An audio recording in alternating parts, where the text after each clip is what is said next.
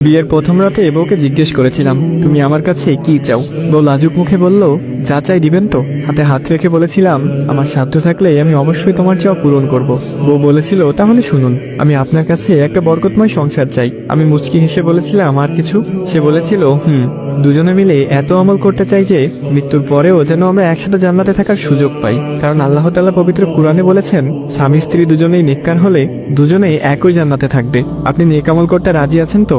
আমি বলেছিলাম, ইনশাআল্লাহ। সে আবার বলেছিল, আর শুনুন, আমি সংসারে কোনো অশান্তি চাই না, তাই আমরা দুজনেই নিয়মিত তাহাজ্জুদের নামাজ পড়বো ইনশাআল্লাহ। কারণ যে ঘরে স্বামী স্ত্রী দুজনেই তাহাজ্জুদের নামাজ পড়বে সেই ঘরে কোনোদিন অশান্তি হবে না, আর বেশি রাগ করা যাবে না। রাসূল সাল্লাল্লাহু আলাইহি ওয়াসাল্লাম বলেছেন, রাগ মানুষের ঈমানকে ধ্বংস করে দেয়। যদিও কখনো আমার রাগ ওঠে তখন আপনি চুপ থাকবেন, আর আপনার রাগ উঠলে আমি চুপ থাকবো। হযরত ওমর রাদিয়াল্লাহু তাআলা আনহু বলেছেন, স্বামীকে রেগে যেতে দেখলে স্ত্রী চুপ থাকবে, আর স্ত্রীকে রেগে যেতে দেখলে স্বামী চুপ থাকবে। কারণ পানি আগুনকে নেভাতে পারে, আগুন কখনো আগুনকে নেভাতে পারে না, বরং আরো বাড়িয়ে দেয়। কি যা বললাম করবেন তো? সেদিন তার হাতে হাত রেখে কপালে চুমু দিয়ে নেক আমল করার ওয়াদা করেছিলাম, যা আজও আমরা দুজনে প্রতিনিয়ত করে যাচ্ছি।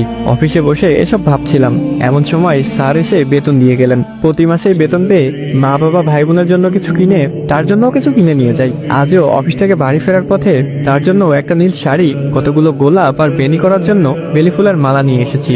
সাথে এনেছি তার পছন্দের কিছু চকলেট, কারণ বাসায় ফেরার পথে স্ত্রীর জন্য কিছু নিয়ে আসা সুন্নাত। বাসার সামনে দাঁড়িয়ে কলিং বেল টিপ দিতে সে এসে দরজা খুলে দিয়ে আমাকে জড়িয়ে ধরলো। প্রতিদিনই এমনটাই করে সে, তাই আজকেও ব্যতিক্রম না। আমার হাতে এসব কিছু দেখে সে বলল, এত কিছু আনার কি প্রয়োজন ছিল? তোমার হালাল রোজগারে অল্পতেই আমি সন্তুষ্ট। আমি হেসে বললাম, এমনি এমনি তো আর আনিনি। রাসূল সাল্লাল্লাহু আলাইহি ওয়াসাল্লাম বলেছেন, যে স্বামী তার স্ত্রীর জন্য মন খুলে ব্যয় করবে, কিয়ামতের দিন আল্লাহ তাকে পুণ্যে ধনী বানিয়ে দিবে। সে খানিকটা রেগে বলল, হয়েছে, আর বলতে হবে না।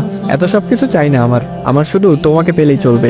এখন এসব দিয়ে যাও, ফ্রেশ হয়ে আসো, দুজনে মিলে একসাথে খাবো। খাওয়া দাওয়া শেষে এসে বায়না ধরলো চাঁদ দেখবে। কি আর করার, সে নীল শাড়ি পরেছে, ভেনিতে বেলি ফুল বেঁধেছে, ফুলের সুবাস ছড়িয়ে পড়ছে তার মাঝে। আমিও তার পছন্দের নীল পাঞ্জাবি পরে তাকে নিয়ে ছাদে গেলাম পূর্ণিমার চাঁদ দেখতে। হঠাৎ সে এসে বলল, এই আমাকে প্রপোজ করো। না করলেও যে উপায় নেই, বড্ড অভিমানী সে। তার বেনিতে কাঁথা গোলাপ ফুল নিয়ে তার সামনে হাঁটু গেড়ে বসে বললাম, এই তুমি কি আমার জ্যোৎস্না রাতের চাঁদ হবে? আমার বদ্ধ ঘরের খোলা জানলা হবে? গল্পের রানী হবে কি আমার?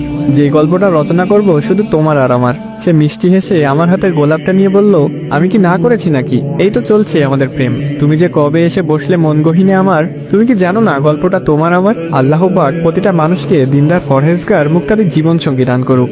সবাই বলি আমিন।